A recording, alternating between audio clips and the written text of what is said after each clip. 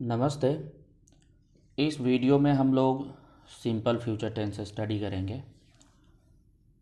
Simple future tense का प्रयोग क्यों किया जाता है और किस तरह के सेंटेंसेस को सिंपल फ्यूचर टेंस की कैटेगरी में रखा जाता है, पहले हम ये जान लेते हैं। देखिए, जो वैसा काम जो फ्यूचर का बोध कराए। फ्यूचर का बोध कराए कहने का मतलब है, जैसे मैं कल पटना जाऊंगा, राहुल कल इस काम को करेगा, मैं तुमसे बात करूंगा। इस तरह के जो सेंटेंसेस होते हैं वो सिंपल फ्यूचर टेंस के होते हैं। देखिए, यदि पहचान की बात करें तो हिंदी का जो सेंटेंस होता है उसका एंड हमेशा गा, गी और गे से करता है। ठीक है ना?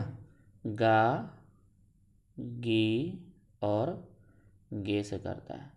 गा, गी, गे कहने का मतलब है कि मान लीजिए यदि आप किसी मेल पर्सन के बारे में चर्चा कर रहे हैं तो वो गा से एंड करता है। किसी फीमेल पर्सन के बारे में चर्चा कर रहे हैं तो वो गी से एंड करता है। और एक से अधिक लोगों के बारे में आप चर्चा कर रहे होते हैं तो वो गे से एंड करता है। जैसे राहुल कल यहाँ आएगा, राहुल कल यहाँ आएगा।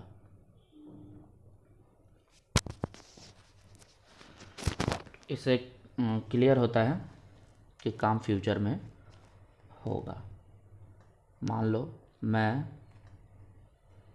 तुमसे कल बात करूँगा।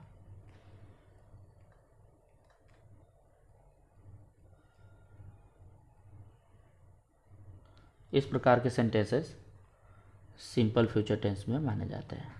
ठीक है, इसके साइन पर ध्यान रखना है हमेशा, इसमें किसी तरह का कोई कंफ्यूजन नहीं होना चाहिए। ठीक है ना?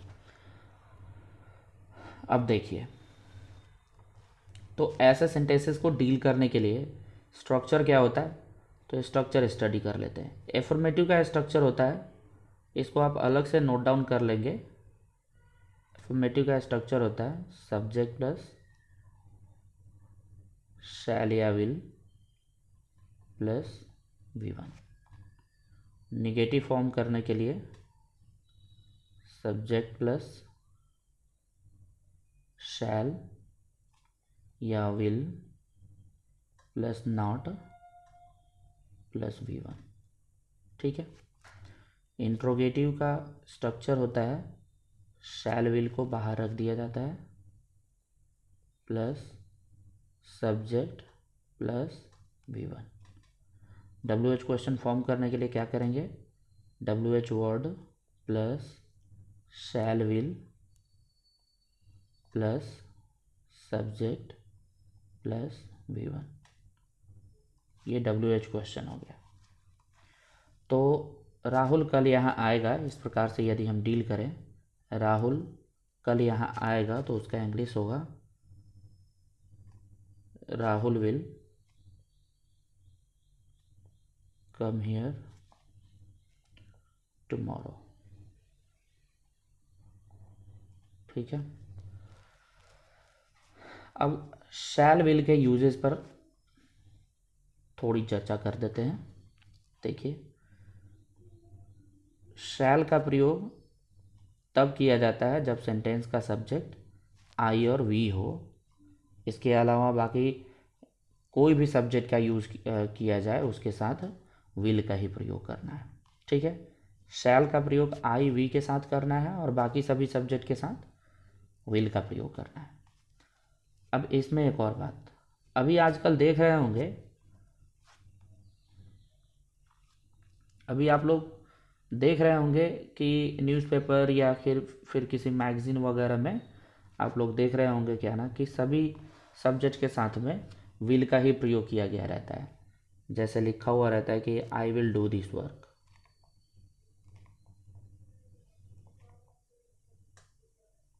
I will do this work it etcetera. ठीक है ना? तो यहाँ सब्जेक्ट आई है लेकिन इसके साथ विल का ही प्रयोग किया गया है। ऐसा क्यों? क्योंकि आफ्टर 2000, ये देख लीजिए, आफ्टर 2000 यानी सन 2000 के बाद ठीक है। शैल के यूज को रिमूव कर दिया गया है, ये रिमूव्ड कर दिया गया, ठीक है।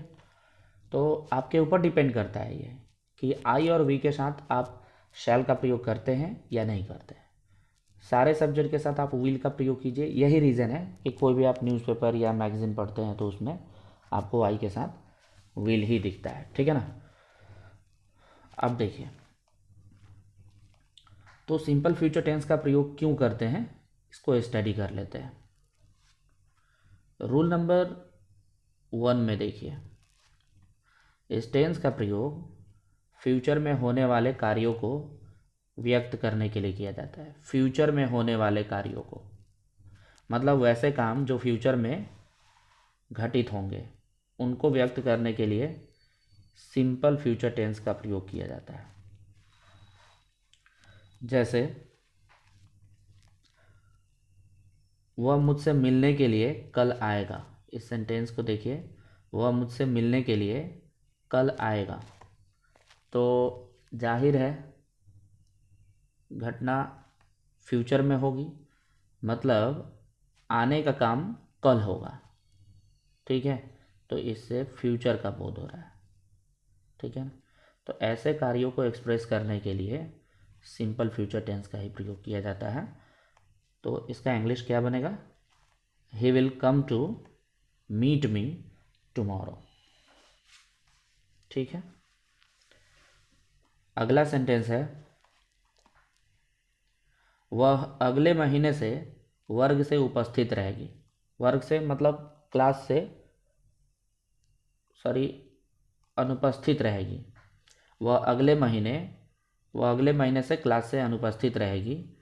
तो शी विल रिमेन एब्सेंट, ये देखिए, रिमेन एब्सेंट का मतलब होता है अनुपस्थित रहना, ये अलग से नोट कर सकते हैं। रिमेन एब्सेंट का मतलब होता है अनुपस्थित रहना,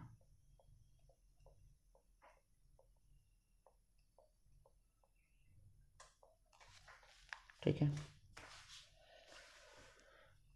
तो she will remain absent from the class next month, वह अगले महीने क्लास से अनुपस्थित रहेगी। एक नोट है, इसको देख लीजिए। सिंपल फ्यूचर टेंस के सेंटेंसेस से अनिश्चितता का बोध होता है, ये बहुत ही इंपॉर्टेंट है, ध्यान दीजिएगा इसको। सिंपल फ्यूचर टेंस के सेंटेंसेस से अनिश्चितता का बोध होता है, और निश्चितता का बोध कराने के लिए सिंपल फ्यूचर टेंस के जगह पर सिंपल प्रेजेंट टेंस का प्रयोग किया जाता है। इस बात को ध्यान में रखना है। एक बार और रिपीट करा देते हैं। देखिए, कहने का मतलब ये है कि अगर कोई सेंटेंस, जैसे एक एग्जाम्पल है, मैं कल पटना जाऊंगा, ठीक है। अगर आप इसको सिंपल फ्यूचर टेंस के माध्यम से बनाते हैं, I shall go to Patna tomorrow, sentence तो यही होगा, I shall go to Patna tomorrow. तो ये इनडिफिनिट हो जाता है, ठीक है। इनडिफिनिट कहने का मतलब ये है कि मैं कल पटना जाऊंगा या नहीं जाऊंगा ये फिक्स्ड नहीं है, इसकी कोई गारंटी नहीं है। जैसे ही ये सिंपल फ्यूचर टेंस के माध्यम से एक्सप्रेस किया जाएगा, इससे यह स्पष्ट हो जाता है कि काम इनडेफिनिट है। लेकिन यदि आप इसको डेफिनिट बनाना चाहते हैं, यदि ऐसा लगता है कि काम कल फ्यूचर में डेफिनेटली होगा, तो इसको एक्सप्रेस करने के लिए सिंपल फ्यूचर टेंस के जगह पर सिंपल प्रेजेंट टेंस का प्रयोग किया जाता है। तो सेंटेंस बन जाएगा, आई गो टू पटना टुमारो। देखिए यहाँ पर, आई गो टू पटना टुमारो, मैं कल पटना जाऊँगा। अब इसमें आप लोगों को एक और कन्फ्यूजन हो सकता है। आप ये सोच रहे होंगे, यदि हम सेंटेंस लिखे आई गो टू पटना,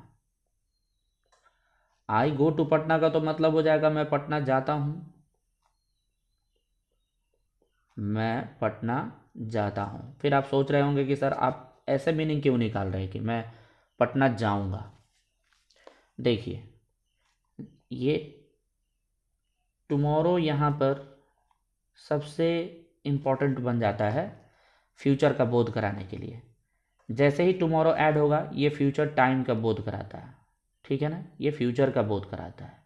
फिर ये मैं पटना जाता हूँ के जगह पर मैं पटना जाऊँगा में चेंज हो जाएगा। आ गई बात समझ में? बहुत ईजी है, इसको रिपीट करके स्टडी कर लेंगे आप लोग। आगे बढ़ते हैं रूल नंबर 2 में। जब किसी वाक्य में फ्यूचर के दो कार्यों की चर्चा की जाए तो वह कार्य जिससे शर्त का बोध हो उसे सिंपल प्रेजेंट टेंस में, तथा जिससे परिणाम का बोध हो उसे सिंपल फ्यूचर टेंस में व्यक्त किया जाता है।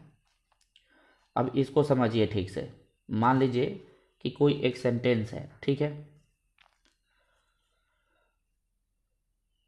किसी ऐसे सेंटेंस की आप चर्चा कर रहे हैं जिसमें फ्यूचर के दो कार्यों की चर्चा की गई है, ठीक है ना, फ्यूचर के दो कार्यों की चर्चा की गई है, तो निश्चित रूप से उसमें एक शर्त होगा और एक परिणाम होगा। ऐसी अवस्था में क्या किया जाता है कि शर्त वाले क्लॉज को सिंपल प्रेजेंट टेंस में, सिंपल प्रेजेंट टेंस में तथा परिणाम वाले क्लॉज को सिंपल फ्यूचर टेंस में, ठीक है, सिंपल फ्यूचर टेंस में एक्सप्रेस किया जाता है। जैसे एक सिंपल सा सेंटेंस ले लेते हैं, जब वह आएगा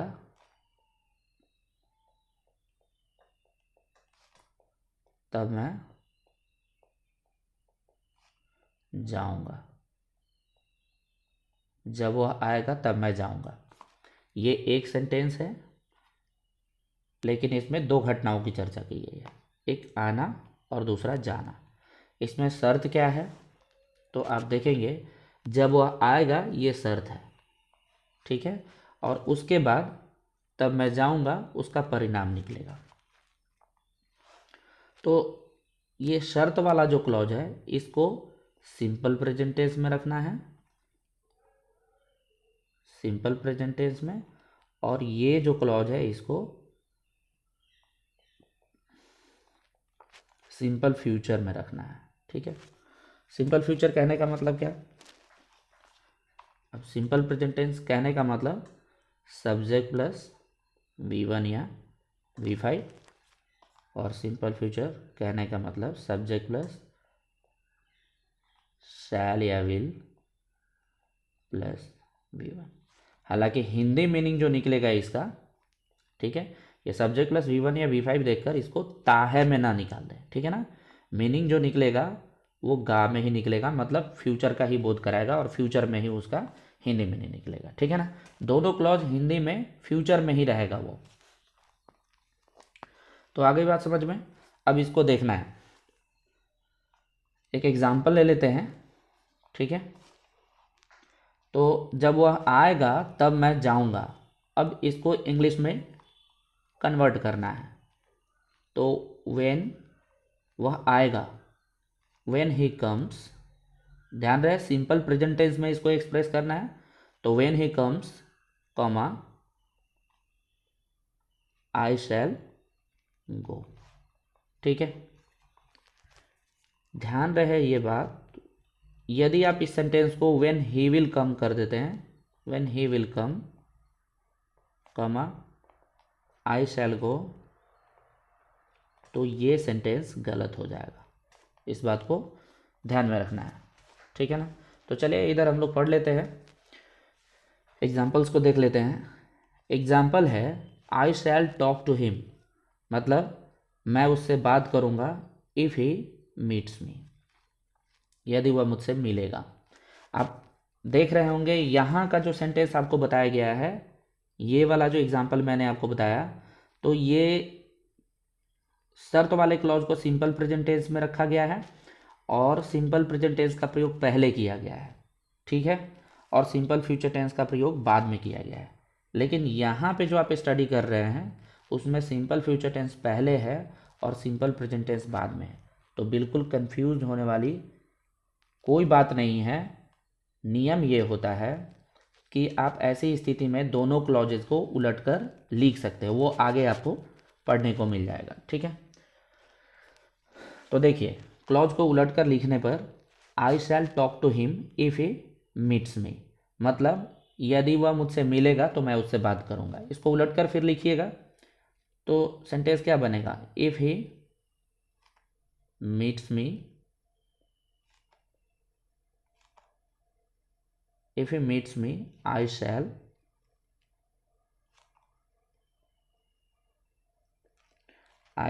टॉक टू हिम। ठीक है ना, इस प्रकार से सेंटेंस डील होगा ये। दूसरा सेंटेंस है I shall buy a car when the price comes down. Come down का मतलब होता है नीचे आना, कम होना। तो जब कीमत घटेगी तो मैं एक कार खरीदूंगा। ठीक है, अगले एग्जाम्पल को देखते हैं। I shell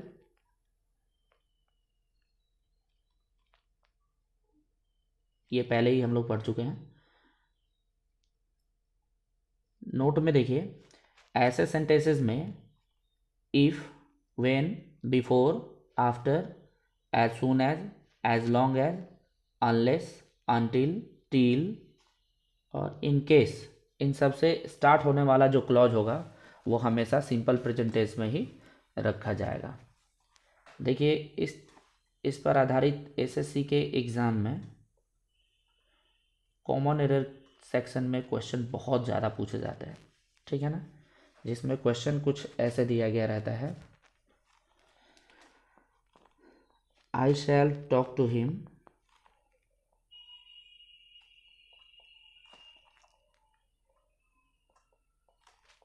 if he will meet me. इस प्रकार से ये मैंने एक सिंपल सा एग्जांपल आपको दे दिया, इसको फॉलो कर लेना है। तो सेंटेंस कितना है, ये सेंटेंस एक है। ठीक है, क्लॉज कितना है इसमें, दो है। ठीक है, यदि आपको क्लॉज नहीं समझ में आ रहा होगा तो क्लॉज अभी आपको बता देते हैं। इसमें I shall talk to him if he will meet me, ये देखिए ये भी सिंपल फ्यूचर टेंस में आ गया,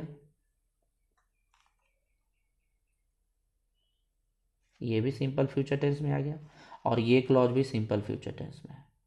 तो ऐसा कभी कोई केस क्रिएट नहीं होता है कि किसी भी सेंटेंस का दोनों क्लॉज सिंपल फ्यूचर टेंस में हो, इस केस में वो गलत हो जाता है।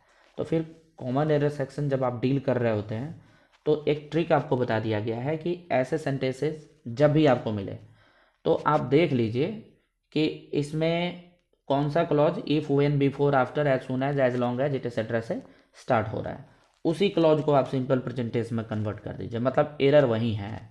ठीक है, और ये जितने सारे कंजंक्शंस हैं इनसे स्टार्ट होने वाला क्लॉज यदि सिंपल फ्यूचर टेंस में है तो एरर वही है। ठीक है ना, तो देखिए इफ से स्टार्ट होने वाला क्लॉज यही है, ही विल मीट मी, ये सिंपल फ्यूचर टेंस में कभी भी हो ही नहीं सकता है। इसको करेक्ट करने के लिए आपको सिंपल प्रेजेंट टेंस में कन्वर्ट करना होगा, तो इफ ही मीट्स मी हो जाएगा। ठीक है, बस सिंपल सी बात है, थोड़ा सा ध्यान देंगे सब कुछ समझ में आ जाएगा।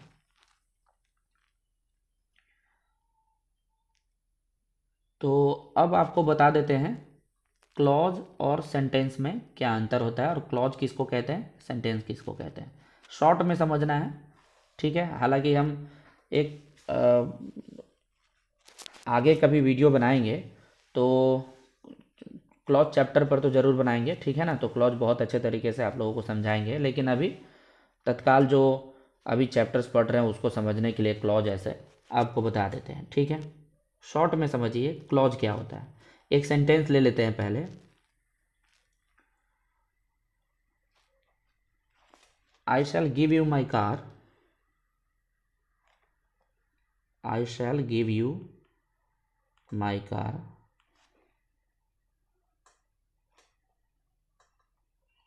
When you give me money.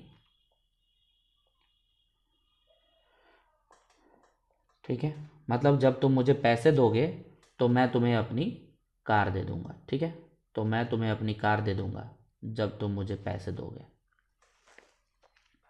ये पूरा एक सेंटेंस हो गया। देखो शॉर्ट में आप ये समझ लीजिए, एक फुल स्टॉप, सेंटेंस एक ही है, चाहे वो कितने भी लाइंस का क्यों ना हो, अगर एक फुल स्टॉप है तो सेंटेंस कितना है, सिंगल है, वो एक ही है। अब बात करते हैं क्लॉज की। तो हालांकि ये कोई डेफिनेशन तो नहीं हुआ कि एक फुल स्टॉप है तो एक सेंटेंस हुआ, ये कोई डेफिनेशन नहीं हुआ, बट एक ऐसा टेक्निक आपको बता दिए ये कैच करने के लिए। बट सेंटेंस का एक प्रॉपर डेफिनेशन होता है। डेफिनेशन ये होता है कि अ ग्रुप ऑफ वर्ड्स, मतलब शब्दों का एक ऐसा समूह जो हमें कंप्लीट मीनिंग देता है, कंप्लीट अर्थ देता है, वो सेंटेंस कहलाता है।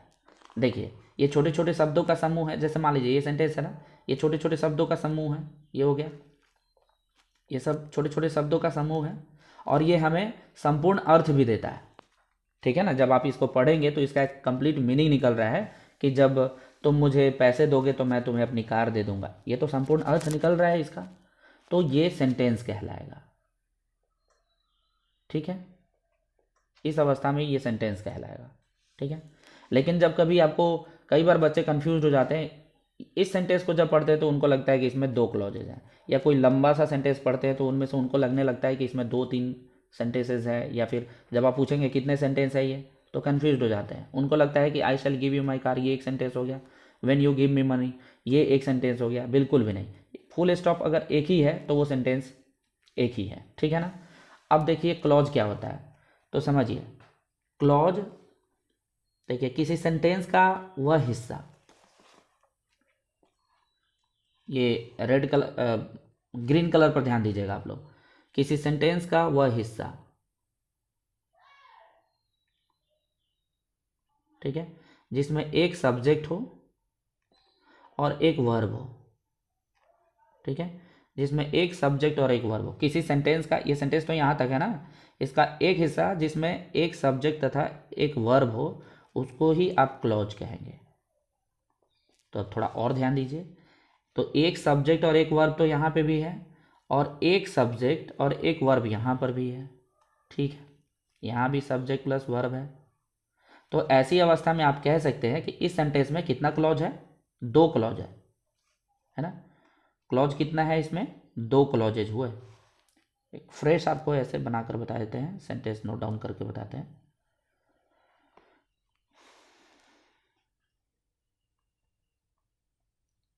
I shall give you my car when you give me money. ठीक है, तो एक क्लॉज ये हो गया और दूसरा क्लॉज ये हो गया। ठीक है ना। तो जब पूछा जाए कि इसमें क्लॉज कितने हैं, तो क्लॉजेज इसमें दो हैं, और ऐसी अवस्था में दोनों क्लॉजेज को उलट कर भी लिखा जा सकता है। ये जब क्लॉज उलट कर लिखेंगे आप, तो when you give me money,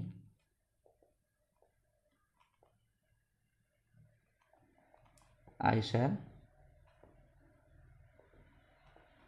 give you my car, है ना।